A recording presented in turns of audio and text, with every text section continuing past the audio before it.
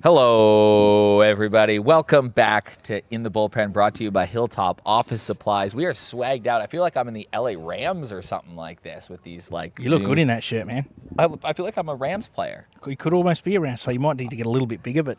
I'm big enough to be a football player. I'm big enough to be a You're football definitely player. offensive lineman, defensive lineman, somewhere on there. Something Work like your way that. through.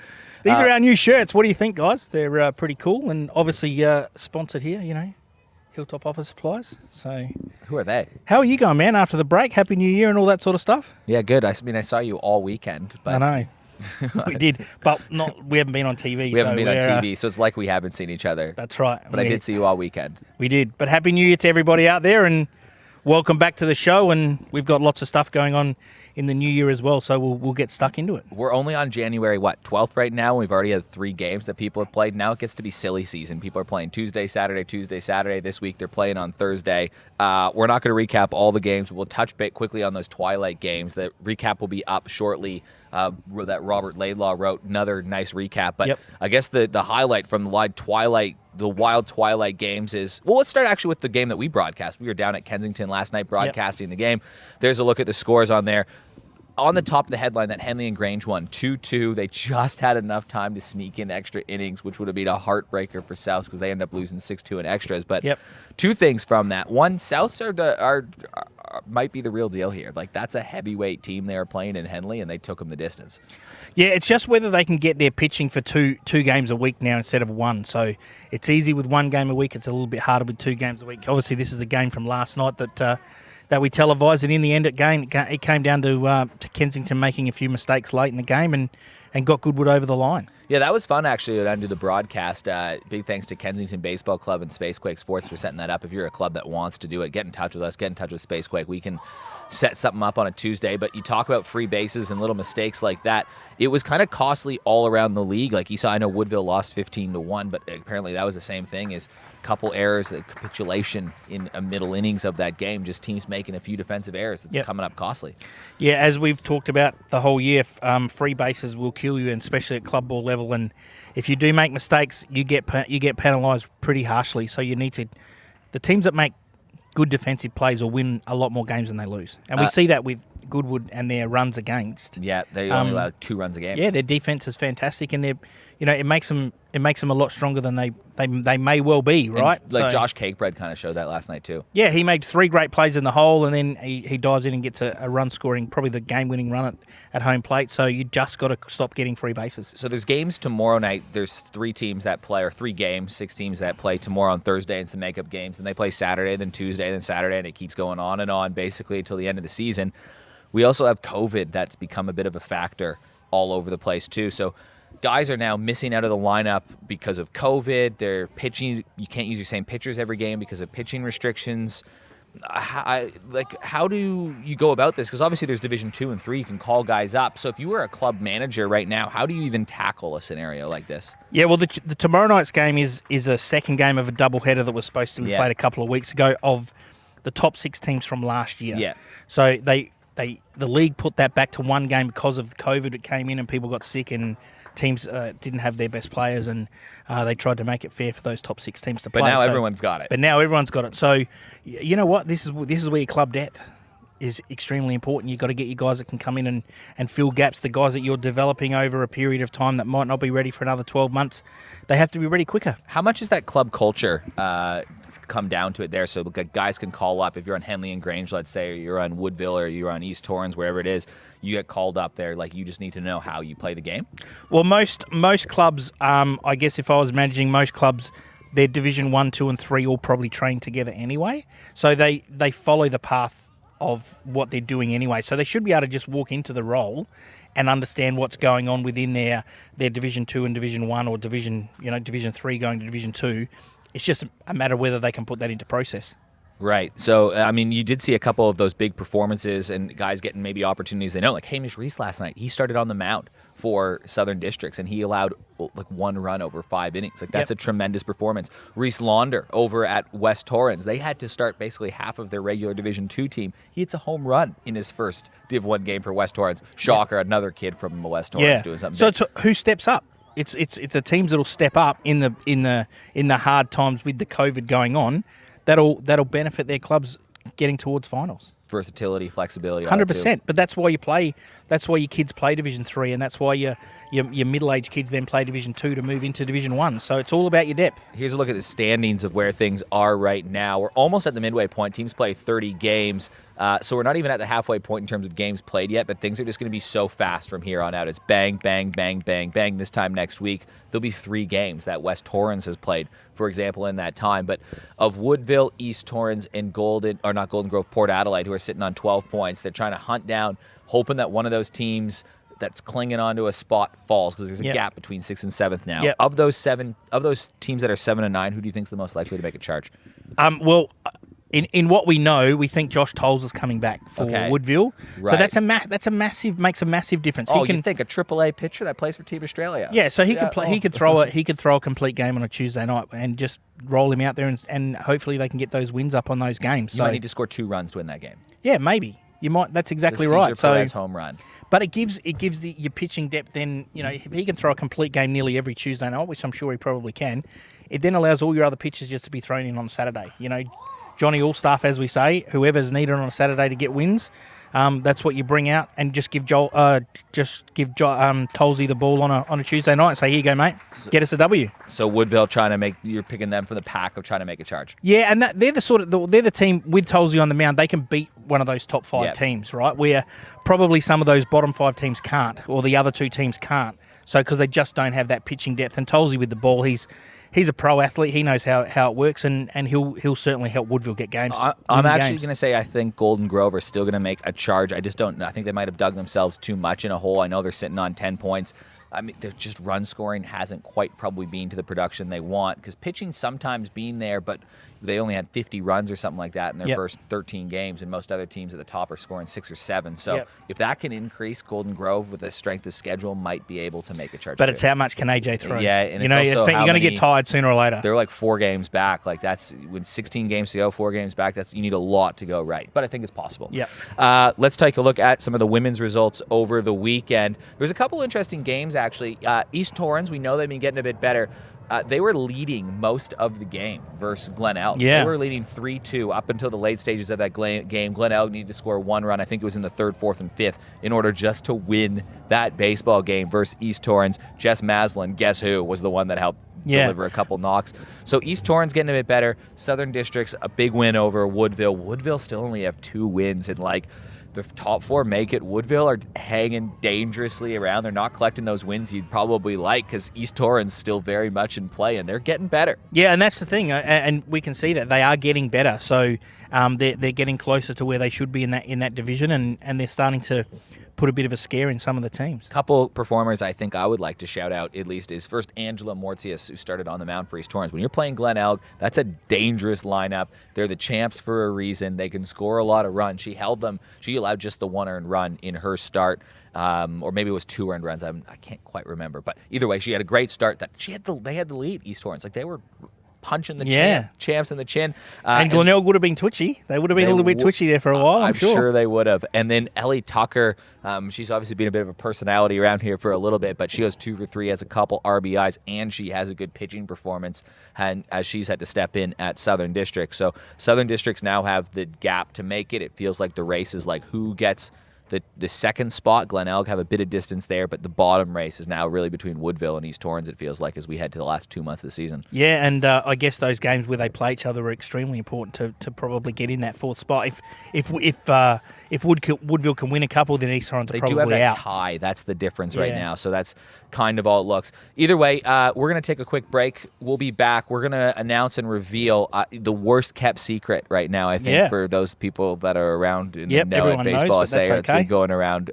That will reveal officially who the under-16 state team coach is. And how good are these shirts, guys? They're good. Go Rams. They're great. Outstanding. LA Rams. See you soon. Hilltop Office Supplies are here to provide you with all your stationery, sanitary products and office equipment. We are a local business servicing local communities with the ability to offer you and your business the best prices. We offer a large range of office supplies from pens, ink cartridges and toner to monitors, keyboards and laptops. If you can't see it on our website or in our catalogue, ask us and we'll source it for you. We have a partnership with Kaishira Document Solutions, where you will find many leasing options available for these state-of-the-art units and plenty to choose from, whether you have 5 or 5,000 employees. We offer businesses a one-stop shop for all cleaning, kitchen and bathroom needs. Check out our website at www.hilltopofficesupplies.com.au. Register your business to stay on top of the latest sales and receive member specials. We are baseball people here to support the baseball community. Hilltop Office Supplies. Is that Christmas catalog out now for next year, or is that last year's? No, it's probably last year's, but there'll be a new one coming out soon, I have no doubt. And on our shirt here you go, Hilltop. Not mine. Yeah, this is a special one. Only special people get these shirts. Matt Fielder, can you see that? Hilltop Office Supplies. Bring it on, my friend. Speaking of special people, Chris Sims, Eric. what's up, man? How you doing? On? Yeah, going well, mate. Merry Christmas. Well. Yeah, Happy New Year to you guys. Under 16 state team coach. Just heard the news. That's pretty exciting. So how did that conversation come about? Let's start there. So obviously expressions of interest came out probably before the season started, and having previously coached at Division 1 level probably doesn't allow you to do the state stuff over January. So given that I've not coaching at club level at the moment as a head coach, I thought good opportunity to give the state stuff a go.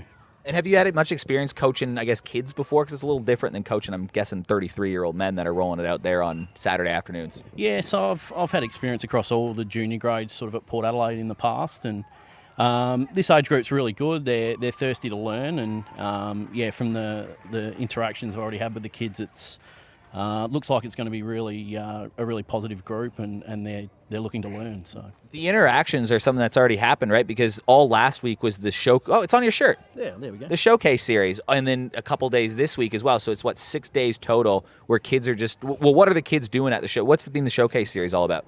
Yeah, so Riley Moore has obviously put together a high performance program, and 4 days last week, which was day one was a bunch of testing. So a lot of the kids probably exposed to that for the first time, and after that there was 3 days of trainings and games, and basically what it is a showcase for the kids to be able to showcase their talents. What do you mean by testing, and how would that apply to like an under 16 state team if you're selecting it down the track? Yeah, so look, the testing involved just the 60-yard dash and velocity on the run, all the type of testing that Riley puts through the high performance guys. So. You know what we should have done? We should have done like me, go do all that kind of testing. You'll fall and over, compare Eric. it to like an You'll trip over on the grass like you've done before. Yeah, they will for sure. That'll happen. Yeah, but that would have been. We should maybe do that. That would be a good segment where like we can bring me out to under 16 state training and just whiff at some. The funny thing about that is half the kids will be bigger than you anyway. Oh, 100%. That's true. So from that, then you have to pick a team of. You can tell us exactly how many people go away and where are they going and when is it? Yeah, so we had 45 under 16s at the showcase, so a really good number to choose from. We'll whittle that down to a squad of around 25 that'll move forward for probably a couple of months. The boys are going to have a lot of baseball in the next 4 to 6 months with the end of club season, charter competitions, both state and national, and then rolling into the under 16 nationals, which is in July in Queensland.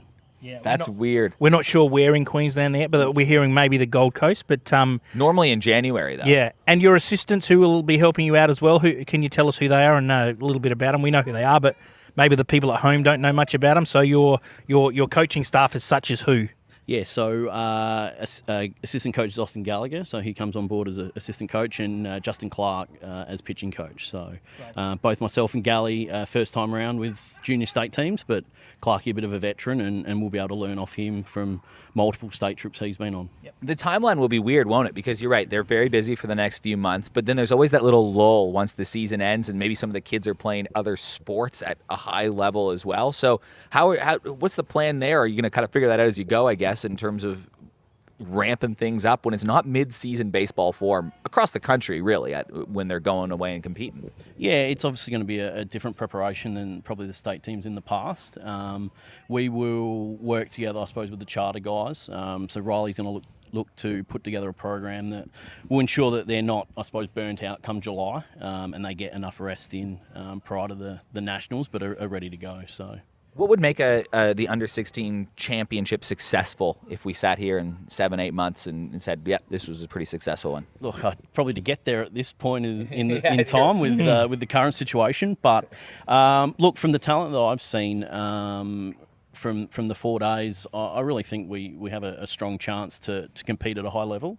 We got a number of guys that have already played A-grade baseball, and a number on top of that are playing B-grade as well. So those kids having exposure to playing against men should really hold us in good stead for the Nationals. Under 16 guys already playing Div 1. Do you have a couple of people who are we talking about there? So there's probably 3 that have played a fair bit of Division 1. So Nick Paparella has made his way into the lineup at Southern District, so playing some good baseball in a team that's doing well. And that's a young team that's successful right now. Yeah, exactly. So he's holding down shortstop or second base out there. We've got Flynn McKee, who's come into the Port Adelaide lineup. They're pretty young as well, and he's been playing second base.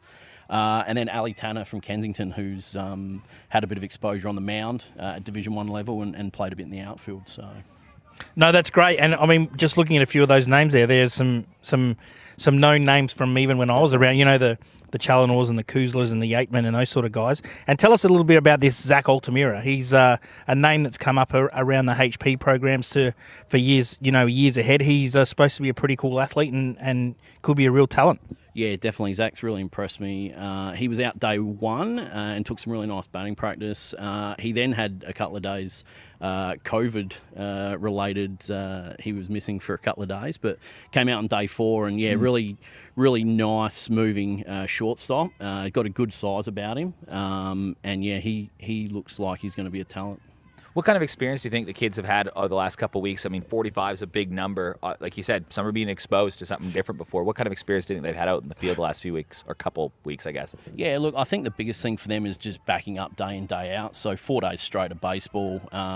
Which you'll have to do on the Nationals. Yeah, exactly. They're probably even longer days than the National Championships, to be honest. So for the kids to come out day 2, day 3 and be better than they were the day before, that's been really encouraging. But just that ability to back up day in, day out has been pretty impressive. Simsy, I think we got some rapid fire questions for you. We have. It's a new segment that we've created, and we'd like to know a little bit more about Chris Sims and things that happen in his world. Well, okay, first off, Simsy, let's set the stage here because we didn't do it at the beginning. What's your baseball background the last 10 years, let's call it, in South Australia? Oh yeah, so I coached obviously at Port Adelaide for the last 5 years as head coach, and prior to that played at Port Adelaide. I was also lucky enough to travel and play for Team Great Britain over a couple of years, which was a fun experience. Obviously this year moved over to Woodville to help Rich Olsen out with the A grade there. Excellent. All right, Simsy. So who is your sporting hero? I'm a big fan of Tom Brady. I think, obviously the veteran warrior that he is, that keeps dishing up great performances year in, year out as he gets older. So he's one that I really like. I was having this debate the other day. We think there's probably 4 athletes that you could put as undisputed probably in that conversation. Brady, Jordan's in there, Wayne Gretzky, because hockey player. Mm-hmm. Probably I want to put Tiger Woods in that conversation, totally. Right? Yeah. So we were trying to figure out who the greatest was. We were talking about Wayne Gretzky, Tom Brady. Tom Brady, for him, why do you think, is Tom the greatest of all time of the greatest of all time? Oh, I think he has to be in the conversation, obviously. On championships won, you would think. He threw for 5,000 yards this year. Yeah, 45 touchdowns. More than the years that he's been alive. Yeah, no, keeps delivering really strong championship performances for his team year in, year out, and no signs of slowing down. So, biggest sporting event that you've ever been to? Been to a few Melbourne Cups. Went to a President's Cup golf, which was really good. Couple of AFL Grand Finals. Any of your teams? Probably a losing one in there, wasn't there, Chris? One of each. What was that, 119 points? Yes, yeah. I think I stayed on your count. I think you did, Chris. I think you did. So a couple of AFL Grand Finals. One winning, one losing.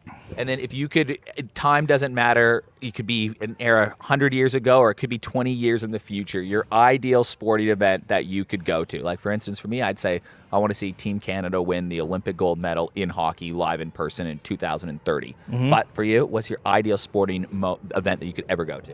I'm a long-suffering Seattle Mariners fan. I actually did a 6-month stint in Seattle in 2001 when they won 119 games, set the record for most wins in a regular season, and still didn't make the World Series. So I'd have to say if they could at some point make the finals and go to the World Series, I'd nearly jump on the plane and get over to Seattle. I like how you said make the finals is the first one. It wasn't even a World not the World Series. It was Series. just Make get the in the finals. playoffs. They were so close this year. They had a really good season. Yeah, they're on the right.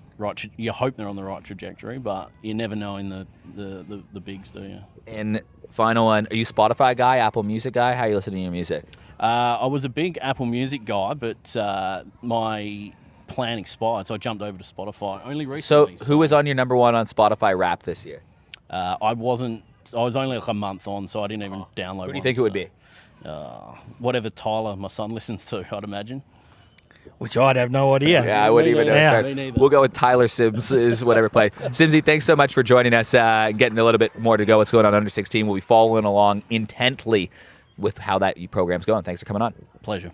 We'll be back in a moment with another coach. It's Tam Harkin. She'll be on in the other side. See you then.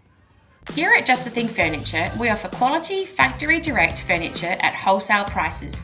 From wall clocks, prints and lamps to couches, beds, rugs and outdoor furniture. We make furniture affordable, where you save up to 80% on retail, offering you the finest furniture at discount prices. When you buy from us, you won't wait months for your new furniture. Everything you see is ready for immediate delivery, and mention Super League Baseball and we'll deliver it for free. We pride ourselves on customer service, and our team works tirelessly to offer our customers on-trend furniture at heavily discounted prices. Visit our huge warehouse in Beverley, open 7 days a week, or jump online to check out our latest deals at www.justthethingfurniture.com. From one coach to another, Tam Harkin, championship-winning coach, steps into the bullpen today, brought to you by Hilltop Office Supplies. Tam, thanks for joining us. You're very welcome. Thank you for having me. That's 2 days in a row, Tam. What's I going know. on? Broadcast last night, show tonight. You're starting to become a movie star. I know. Get out of here.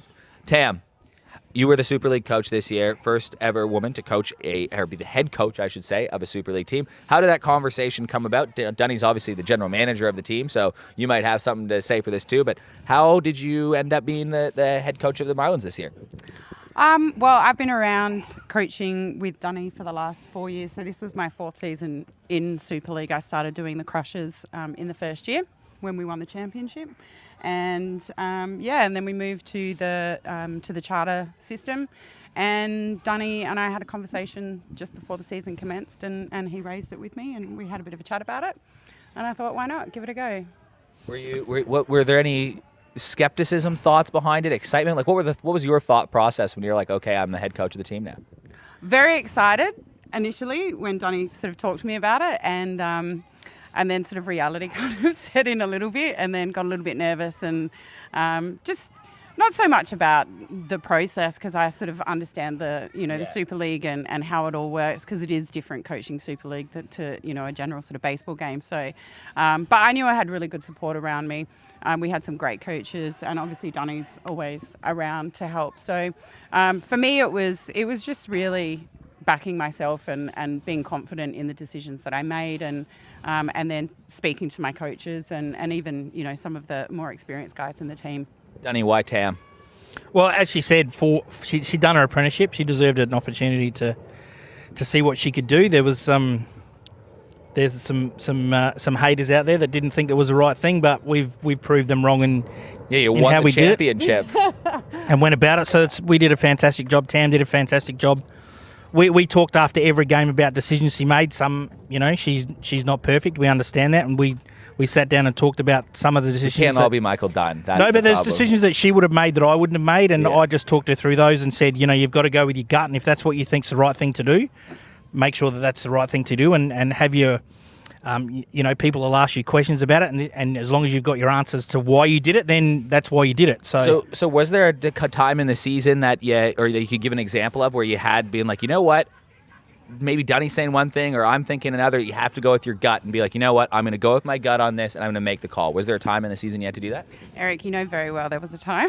I don't know if there was a time. You tell me. We had a little conversation about that. Yeah, I mean, look, for the grand final, there was some movement with the team, and I put out my sort of team selection, and there was a little bit of questioning about that, and maybe some certain players. And I wasn't feeling it in my gut. And so I sort of took a couple of hours to sort of think about it. And then I gave Dunny a call and I said, look, you know what, I'm going with my gut. And I did. And, obviously had a conversation with you on the phone and you also sort of told me to go with my gut. And I did, and we won. So it all worked out. Yeah, it's always hard. Like, you just never know in baseball too, right? Like, so you just got to go. If you're the coach, I guess you just got to make the decision and kind of back it, I guess, Yeah, and I said the biggest thing I said to Tam was just make sure that if you lose, you lose, but make sure we lose with the best guys we've got available out there. Don't leave our best guys, because there was a game we had where we had Rue sitting in the pen and he didn't throw, and it was a game we probably could have won and he came out too late. So that sort of situation, if we lose with Rue on the hill, I'm okay with that. If we lose without Rue on the hill, I'm not okay with it. So how is coaching Super League different from other coaching and formats and stuff? There's more you have to think about in terms of the pitch count. They're restricted to the 30 pitches, so you've got to really make sure that you can manoeuvre around those pitches. And because the game can turn so quickly with the Joker card, what you sort of had scripted out in terms of your pitching rotation can turn very, very quickly. So it's that kind of thing that's a little bit different, and obviously it's restricted innings as well. Now, Tam, I don't know if you know this, but you're a woman. Really? Yeah. So you were your first female coach, head coach of the team. Was there any, and it's amazing that you even have to ask this question, but legitimately, was there any kind of questions or pushback from the team being like, oh, I'm not because you're kind of groundbreaking in South Australia at least? No, not at all. Which is good. Yeah, it was amazing. And I think initially I was a little bit nervous about it. And it was more so, I guess, being a female, probably under a little bit more scrutiny. So if I do make an error or, the game doesn't go our way, there's probably more scrutiny on the fact that, she just because you're the first. Exactly. So I had a chat to a couple of the guys and they were so supportive. And, that was across the board with all of the guys. And I'm lucky that I know a lot of the players from Kensington. I've got really close relationships with those. But we had guys in our team that we've had sort of last year, and some of them we had in the Crushers as well. So I'd already formed those relationships with them. They knew what I was about. They knew sort of, my ability to coach and understanding of the game. So they were so respectful and they were supportive. And there was, sometimes a few jokes on the bench that one of the guys came back and hit a home run, and he's like, wow, my coach has never given me a hug before. So I guess bringing a little bit of female bit of love. There's a little bit of love in it. To the bench. So. But there wasn't a game either that we didn't have, to add Tam being fresh and new into the situation either. There wasn't a game that we didn't then have an overview of what happened and situations are where. That's the only way Tam's going to get better and learn and understand what's going on. Rookie head coaches are going to be rookie head coaches no matter what, 100%. right? Like if it's your first time managing, it doesn't matter. It doesn't matter, man, woman, child. Well, maybe child. Yep. But you know what I mean. It doesn't matter. It's you're going to go through growing pains if it's your first time doing anything. Yep. Yeah, and look, we had an outstanding team. We, AJ led the league in strikeouts.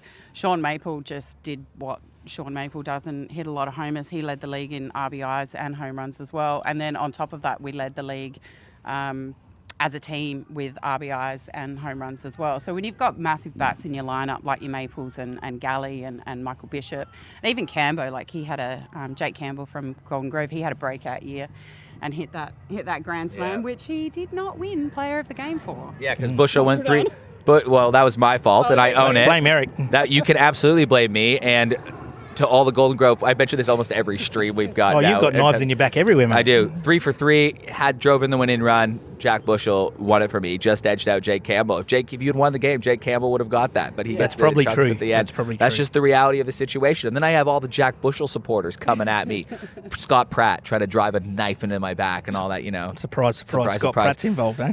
Tam, though, a really exciting especially week for women in baseball in general. We start on the weekend when Jen Beacom faced the Giants. That was pretty cool. And then a couple days ago, Rachel, I can never pronounce it right, her last name, Balkovic or Balkovich?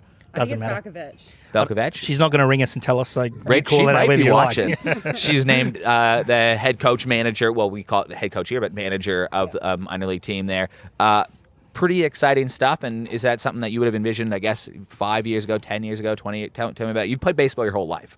Yeah, essentially I have. I mean, I come from a baseball family. My dad and all of my uncles played sort of on both sides of the family. So I've always been around it. I grew up watching this one. Unlucky. Wow. Well, six of one, half of the other, half a dozen the other there, Eric. But yeah, always been around the Giants when they were sort of the Giants way back. And so it was kind of a natural progression for me to get into baseball. And so I've played in a couple of state teams and we had a bit of a hiatus after sort of, I don't know, like 2010, 2012. And then the sort of state team came back again. So I've seen a huge change in baseball. There's been a big change in the support that we get from the league and just the general support from the clubs. If you look at where we started, 4 or 5 years ago, we had 4 colour teams out here and now there's 3 divisions. And right now, behind us live, we should be broadcasting this game, is the first ever girls Super League games. Under 15s. Under 15s. Yep. And these are the 3 teams here that are representing. Which is really cool because you might have your next Jen Beacom in that list. You might have your next Rachel Balkovic. You might have your next Tam Harkin managing a Super League team. Absolutely. From that group of women out there. And it might not even just be, yeah. Oh, absolutely. And I've got 3 of the girls that I coach in under 13s. They're out there playing tonight. Ruby just pitched the first inning. So How'd she go? She did good. She did good. Like, she remembered her corrections and she did really well from what I saw. So, look, it's amazing and it's a really good pathway for them. And I think one of the most important things for the girls is that they can learn by women and they're in an environment where they're not sort of feeling maybe a little bit intimidated by sort of the speed of some of the boys, especially as they start getting into under 13s and under 15s. You know, those boys throw pretty hard. So for them to have their own competition where they can grow and they can, you know, develop their skills in this kind of an environment, I think it's amazing. Were they aware of Jen on the weekend? Some of the girls? I haven't spoken to any of the girls, but after the Kensington game on Saturday night, we put it up on the big screen and it was... it was phenomenal. It was really good stuff, and all the guys thought it was amazing. So she threw hard. She threw hard. And she threw hard. Ball, and I spoke to Tank about it. He said that if she's not, she's as close to as the hardest throwing girl in the world. Yeah. Not just in Australia. I think she is. There's a girl out of Japan who throws mid to high 80s. Wow. From the left or? No, I don't think so. general? Probably righty. Yeah. Probably a righty. I But mean, she's right up there, so she she's would done go a great job. Yeah. 80 to 84 and a lefty would go like pretty good in the D1 competition. Well, she went well versus the Giants. I mean that, but Well, she plays Division 1 baseball for Sandringham. She just started getting games in there, yeah. Yeah, so it's a great coup for her. So she's done a fantastic job. So the next part of your career path, I guess, now is you're moving into charter with the kids as well. So talk us through that and where does that sort of come about and where do you see that sort of going for you down the track as well? Yeah, that came about. So I'll be assistant coach of the Marlins development squad with Jack Stead. So what exactly is development compared to the actual charter? So development is really just sort of targeted at the kids who are perhaps a little bit too young to make the full squad, and also the kids who are right on the cusp of making that main squad. So it gives them the opportunity to coach with some good coaching, and then they do play sort of a tournament style competition. I think it's in April with the other charter teams. So it just gives them that opportunity to get that extra coaching, maybe sometimes a little bit more of elite coaching, because they've got some really great guys helping out this year. But it also provides them just that opportunity to understand what it's like to play at that next level and gives them some development and some practice before they perhaps make that the main sort of charter team without having the pressure. Yep. Tam, we appreciate you stopping by. Great to hear about the baseball journey. Thanks for coming in and congratulations on the Super League victory. Thank you, Eric. Thanks, boss. Now, before we run, where's the rapid fires? Oh, yeah. We got to do the rapid Come on, fires. E. Oh, my Where's goodness. the rapid That's fire? my fault. We've caught I'm it just thinking unawares like we're here. going overtime and all that. No, Yeah, we've got plenty of time. Biggest sporting hero. Biggest sporting hero? Michael Dunn? What? What? Biggest sporting hero. Look, I don't know. It would probably have to be, I don't know, someone from the Power. I know you hate that being a... Okay, Tam, thanks for coming on today. No. Okay, if you could choose any... Okay, what's the biggest sporting event you've ever gone to besides the 2020 preliminary final versus the Tigers with Port lost? If we're keeping on that track, it'd be the 2004 grand final where we beat Brisbane. You were at the game? I was at the game. Awesome. Yeah, it was pretty awesome. And dream sporting event scenario. You could rewind time. You could go to one that is like, you might say the 1952 World Series between whoever was in the field. Like, I don't know, but any moment you would like to go to in the future or the past. Just any baseball game, to be honest, because it's Just any baseball game. Not a World Series or anything like that. You don't want to go to a World Woodville, Series. Kensington Division 4. Grand final. Grand final. 1974. just to be able to get over to America and actually, go see some MLB. But COVID's kind of put the wheels on that at the moment. Number one song on Spotify Wrapped. I don't have Spotify. Okay, number one song that you listened to last year. What was your number one song of 2021? Probably would have been a Gang of Youth song, I would say. Yeah, it'd be Gang of Youth. Big Gang of Youth person. No, it would be Inner Bloom. Oh, Rufus. Yeah, Rufus. I like that. That was good. All right, I love that. Still, it's now turning to Timeless Clash. Now we're going to say goodbye to you, Tam. Thank you. Thank you very much Thanks, for coming Tam. on the show. Thanks, boss. See Tam ya. Harkin, we'll be back. We'll recap some community moments and then say goodnight. See ya. Hilltop Office Supplies are here to provide you with all your stationery, sanitary products and office equipment. We are a local business servicing local communities with the ability to offer you and your business the best prices. We offer a large range of office supplies from pens, ink cartridges and toner to monitors, keyboards and laptops. If you can't see it on our website or in our catalogue, ask us and we'll source it for you. We have a partnership with Kaishira Document Solutions where you will find many leasing options available for these state-of-the-art units and plenty to choose from whether you have 5 or 5,000 employees. We offer businesses a one-stop shop for all cleaning, kitchen and bathroom needs. Check out our website at www.hilltopofficesupplies.com.au. Register your business to stay on top of the latest sales and receive member specials. We are baseball people here to support the baseball community. Back in the bullpen, brought to you by Hilltop Office Supplies.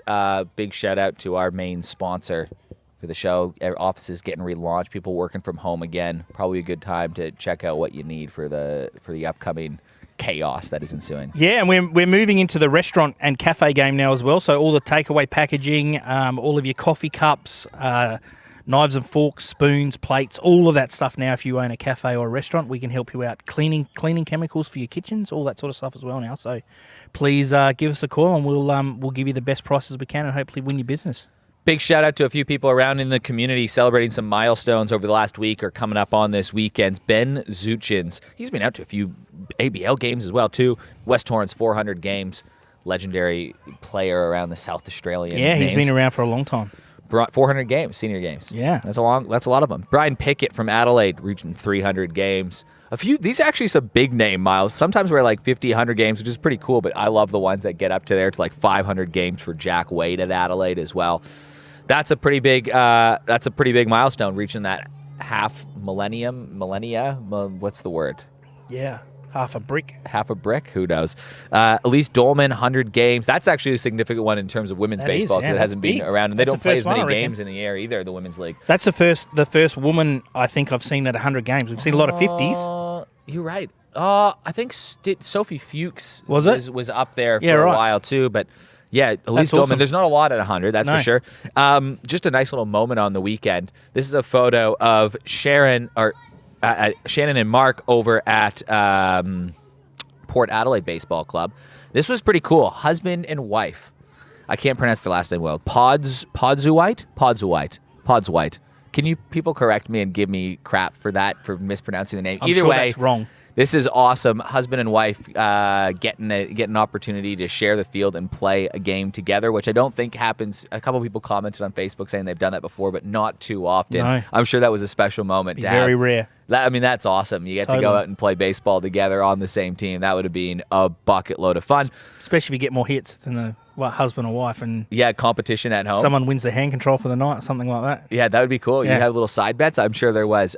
John Challenor. 400 games, senior games. That feels like it should be a lot more. No, that's probably just that. That's a Goodwood, yeah. Yeah. So he played a lot of games at Southern Districts as well. So that's, I think there's more than that. Just at Goodwood is 400. Just like Josh Cakebrett at 200, but two 200 at Goodwood as well. Those two guys, legends around the ground. But John Challenor, he would have been running up, I was going to say, like close to 800, 900,000 games. Yeah, and then all the ABL games on top of that. He's well over 1,000. It's just a matter of, it'll be interesting to get those numbers. The MVP of the grand final last year in Women's League, Dana Aldwin. What a game she had last year in that grand final. First base over at Glenelg. She reached 50 games over the weekend. And, of course, the Junior League girls, they're playing right behind us.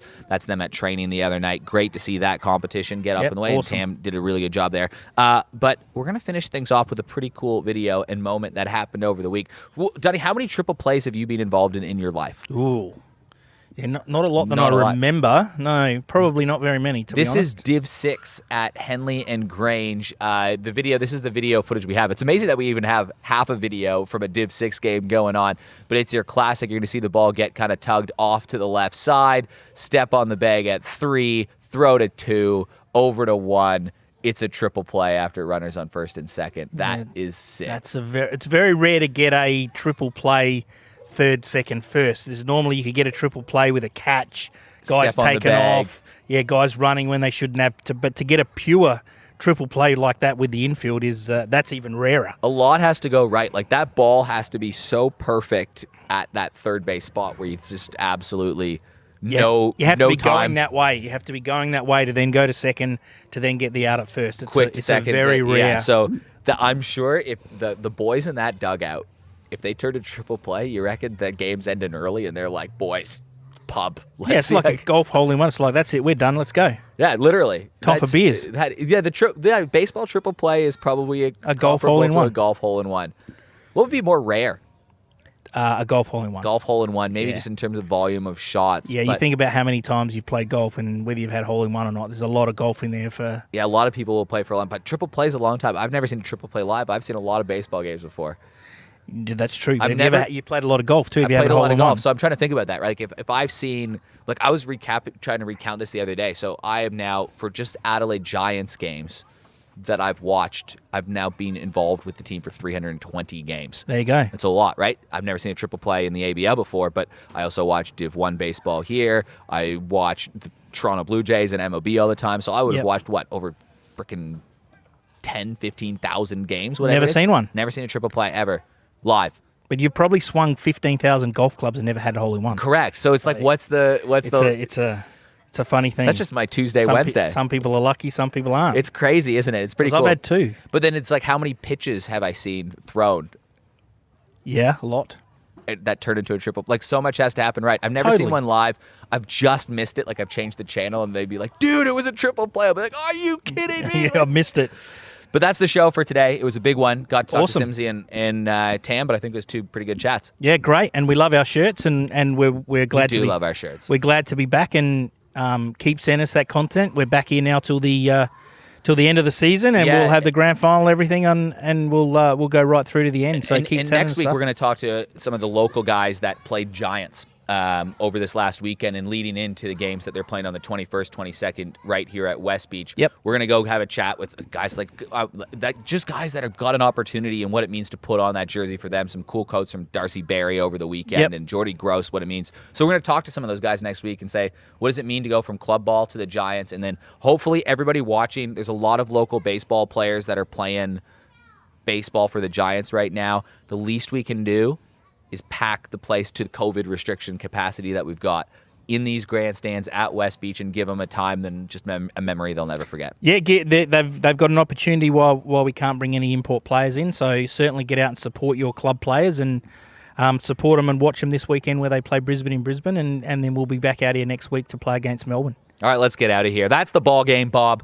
Michael Dunn, Eric Ballner. This is In the Bullpen, brought to you by Hilltop Office Supplies. We'll see you next week. See you guys.